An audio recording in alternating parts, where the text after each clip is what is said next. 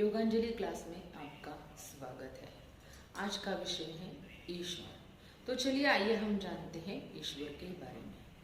जिन्होंने ये ब्रह्मांड की रचना की, जिन्होंने ये ब्रह्मांड रचा, उसी को हम ईश्वर, अल्लाह, जीसस, गॉड, वाहेगुरु ऐसा बोलते, या किसी भी ऊर्जा के रूप में, लाइट के रूप में, किसी भी फॉर्म में आप उसको जान सकते हैं, पहचान सकते हैं, या महसूस कर सकते हैं, या बोल सकते हैं। लेकिन वो जो ऊर्जा है, जो महासत्ता है, उसी को हम अगर ईश्वर बोलते हैं तो उसी के बारे में हम आज जानते हैं। वो ईश्वर जिन्होंने ये धरती बनाई है, जो ब्रह्मांड बनाया है और उस धरती पे हमें बनाया है।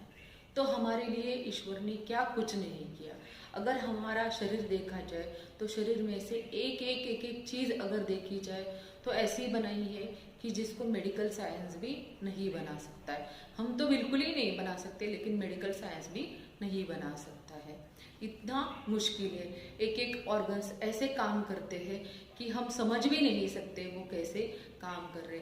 लाइफ टाइम 1 से लेके 80 तक, 100 साल तक वो ऑर्गन्स हमारे अविरत काम करते रहते हैं।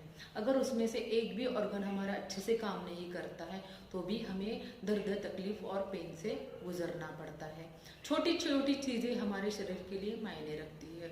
अगर हमारे एक दांत भी नहीं होगा तो भी हमारा फेस अच्छे से नहीं दिखेगा। अगर हमारी आंखें नहीं हैं तो हम पूरे विश्व को नहीं देख सकते हैं। अगर कान नहीं तो सुन नहीं सकते हैं। बोलने की शक्ति नहीं तो बोल नहीं सकते हैं।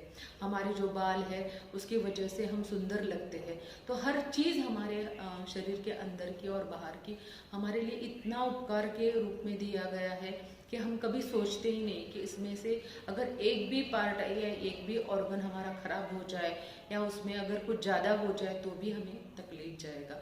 लेकिन उसने इतना जो हमें शरीर दिया है और जो कम से कम 80 साल तक तो हमें इस्तेमाल करने के लिए दिया है, उसके लिए हमेशा हमें गॉड को ग्रेटिट्यूड पे करना चाहिए। लेकिन हम इतने साल तक हमें शरीर दिया है, लेकिन कभी हमें दुख, दर्द और पेन होता है, बीमारी लगती है तो हम ईश्वर को उसके लिए दोष देने लगते हैं। लेकिन हमारे शरीर में अगर प्रॉब्लम आते हैं तो हमारे खान पान की वजह से और हमारे एक्सरसाइज न करने की वजह से, हमारा ध्यान नहीं देने की वजह से हमारे शरीर में प्रॉब्लम्स आती है। क्योंकि हम खान पान का ध्यान नहीं रखते, एक्सरसाइज नहीं करते हैं। बहुत सारे लोग उसमें व्यसन करते हैं, जैसे कि दारू, सिगरेट, मावा, गुटखा, तंबाकू, ऐसे ही गंदी गंदी चीज़ों की अगर लत करेंगे तो हमारा शरीर है वो बीमार हो जाएगा, खराब होने लगेगा और उसकी वजह से पेन और दर्द होगा। तो उसके लिए भी हम ईश्वर को ही जिम्मेदार रखते हैं। ईश्वर ने तो हमें बहुत ही सुंदर शरीर दिया है और वो माता पिता के माध्यम से दिया हुआ है, लेकिन ईश्वर ने ही हमें दिया हुआ है।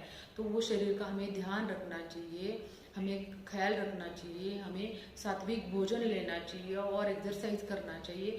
उल्टा हम वो शरीर का ध्यान नहीं रखते हैं, गलत गलत चीज़ें करते हैं शरीर के साथ, तो हमारा शरीर अगर काम नहीं करता है तो उसके लिए भी हम दोष ईश्वर को ही देते हैं। उसके बाद अगर हमारे भीतर कुविचार आने लगते हैं तो किस वजह से आते हैं? क्योंकि हम सत्संगति में नहीं रहते हैं, सत्संगति वाले किताबें नहीं पढ़ते हैं, खराब खराब टीवी पर प्रोग्राम देखेंगे, खराब लोगों के बीच रहेंगे, खराब आचार विचार को ही हम पढ़ेंगे, तो कैसे हमारे विचार भी खराब ही होने लगेंगे। कुसंगति में अगर रहेंगे तो हमारे विचार भी खराब होने लगेंगे। अगर हम अच्छी अच्छी किताबें पढ़ेंगे, सुसंगति में रहेंगे, ईश्वर का ध्यान धरना, मेडिटेशन करेंगे तो हमारे विचार भी शुद्ध होने लगेंगे। और अगर हमारे विचार शुद्ध होंगे तो हमारा आचरण भी शुद्ध ही होगा। अगर हमारा आचरण शुद्ध करना है तो हमें ईश्वर के करीब करीब ही रहना पड़ेगा और उसका नामस्मरण और ध्यान धारणा करना पड़ेगा। तो अपने आप ही हमारे विचार शुद्ध होने लगते हैं और आचरण भी शुद्ध होने लगता है। उसके साथ साथ हम हमेशा समाज में भी लोगों को बहुत सारा दोष देते हैं। लेकिन हमें अगर देखा जाए तो हमें समाज में कुसंगति में अगर हम रहते हैं तो हमें ईश्वर हमेशा आवाज़ देता है कि आप ये गलत कर रहे हो, सामने वाला आपके साथ गलत जा रहा है। फिर भी हमें अंदर से आवाज़ आती है, फिर भी हम उसकी तरफ ध्यान नहीं देते हैं और सामने वाले के लिए भी हमें वो शक्ति, वो एहसास दिलाती कि सामने वाला भी कुसंगति में, फिर भी हम उसी की तरफ जाते जाते हैं, फिर उसकी वजह से हमें तकलीफों का सामना करना पड़ता है और उसके लिए भी हम दोष ईश्वर को ही देते हैं। हमारे लाइफ में जो भी प्रॉब्लम्स आते हैं वो या तो हमारी वजह से आती है या तो समाज के आसपास के लोगों की वजह से आती है, लेकिन उसका भी दोष हम ईश्वर को ही देते हैं। अगर ईश्वर ने अगर देखा जाए तो एक क्षण में भी वो पृथ्वी को डिस्ट्रॉय कर सकता है, किसी राजा को रंक बना सकता है, रंक को राजा बना सकता है, फिर भी उन्होंने हमें समाज में अगर सेवा करने का मौका दिया है कि कोई समाज की सेवा कर रहा है तो उसके लिए बिल्कुल ईश्वर को थैंक यू बोलना चाहिए, क्योंकि वो अगर चाहता है तो कुछ भी समाज के लिए कर सकता है, लेकिन हमारे शरीर के माध्यम से वो कर रहा है तो उसके लिए भी हमें जरूर थैंक यू बोलना चाहिए कि शरीर आप ईश्वर आप तो एक सेकंड में एक मिनट में ये सब कुछ कर सकते हो, लेकिन आपने मेरा शरीर चुना है, इसके लिए धन्यवाद बोलना चाहिए, क्योंकि हमने सोचा तो भी हम समाज की सेवा नहीं कर सकते हैं। अगर हमारे ही प्रॉब्लम्स, अगर हमारे फैमिली के ही प्रॉब्लम ज़्यादा होंगे, हमारे हेल्थ के प्रॉब्लम होंगे, हमारे पैसे के प्रॉब्लम होंगे, हमारे आसपास के लोगों की प्रॉब्लम होंगे, तो हम समाज की सेवा भी नहीं कर सकते। समाज की सेवा अगर हम करते हैं तो भी ईश्वर की ही उसमें इच्छा होती है, क्योंकि अगर हम समाज की सेवा करना चाहते हैं और हमारे घर का ही वातावरण और हमारा ही हेल्थ और हमारे आसपास का सराउंडिंग अच्छा नहीं होगा तो हम समाज की भी सेवा नहीं कर सकते हैं।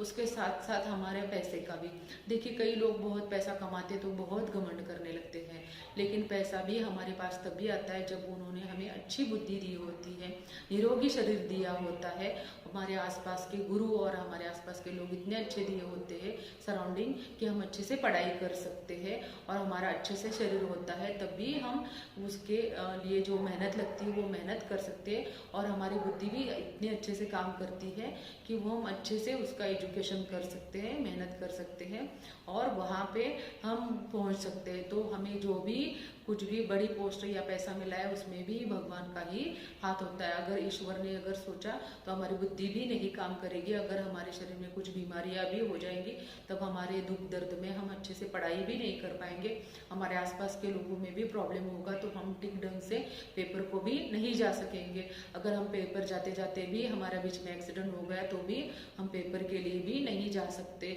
अगर पेपर लिखते समय भी आपको कुछ दर्द और पेन हुआ तो भी पेपर ठीक से नहीं लिख सकते हैं।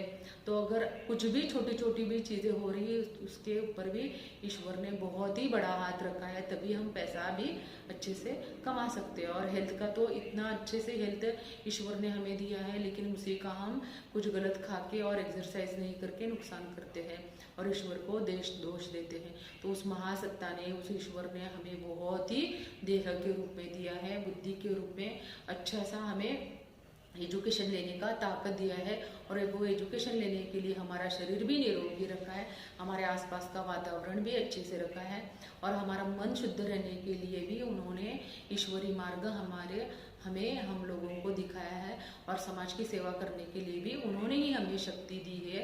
तो हमारे जैसे कि देखिए, हमारे जो संत महात्मा लोग हैं वो जैसे ईश्वर के करीब होने लगते हैं तो उनमें बहुत ही अच्छे गुण आने लगते हैं।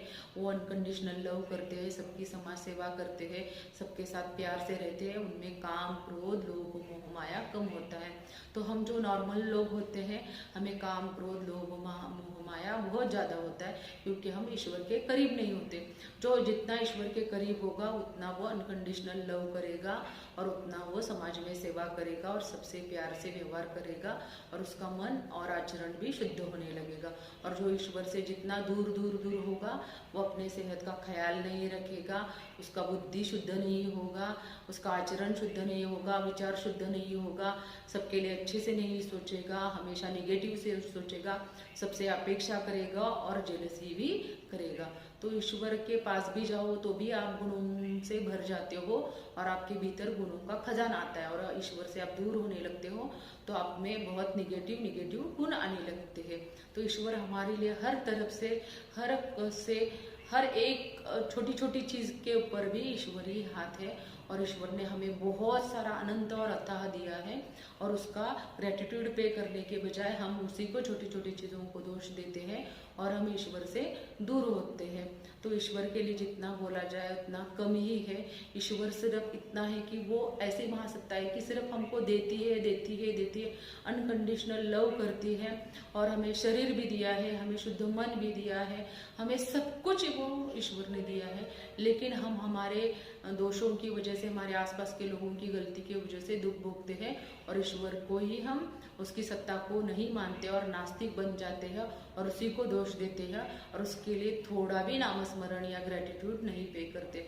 जो भी ईश्वर का ग्रेटिट्यूड पे नहीं करता है, नामस्मरण नहीं करता है, ईश्वर को थैंक यू नहीं बोलता है, वो सच में इस जन्म में इंसान होके 1% भी उसका फायदा नहीं, क्योंकि वो खुद के लिए जीता है। जिन्होंने ये हमें शरीर दिया उसके लिए थोड़ा तो जीना चाहिए। अगर हम किसके लिए आधा कप भी चाय पिलाते हैं या 100 रुपये भी देते हैं या किसी के लिए कुछ करते हैं, तो हमें कितना, अगर उसने खराब व्यवहार किया तो बुरा लगेगा, लेकिन हमारे ईश्वर ने तो हमें अनंत और अथाह दिया है, उसको कितना बुरा लगता होगा। हमारे ये जो बच्चे हैं मुझे एक दिन भी नहीं याद करते, तो ऐसा बिल्कुल नहीं करना चाहिए। अगर हमें लगता है कि हमने किसी के लिए किया है तो हमारे लिए वो करे, तो ईश्वर को भी लगता होगा कि हमारे बच्चे कम से कम मुझे याद तो करे। इतना तो जरूर करना चाहिए ईश्वर के लिए।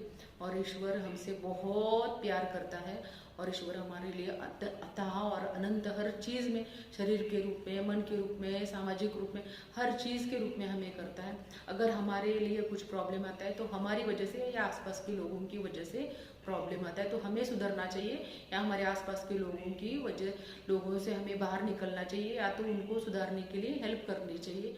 लेकिन ईश्वर को हमेशा थैंक यू बोलना चाहिए और ग्रेटिट्यूड पे करना चाहिए, और ईश्वर का नामस्मरण करना चाहिए, क्योंकि वही हमारे जीवन के लिए सच्चा लक्ष्य है, और यही हमारे जीवन का उद्देश्य भी है। जिन्होंने हमारे लिए दिया है उनके लिए थोड़ा तो जरूर जीना चाहिए।